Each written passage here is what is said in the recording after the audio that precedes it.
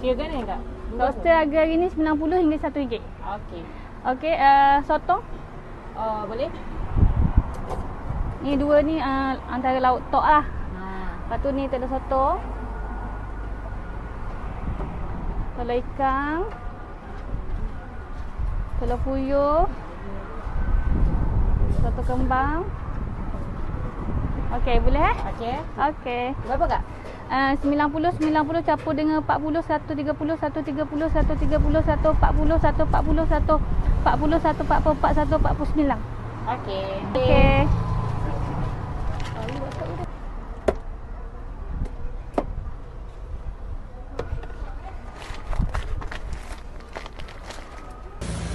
Sate macam ni kak? Sate ayam ada, sate wagyu ada. Ni wagyu ni? 39. Okey, terima kasih.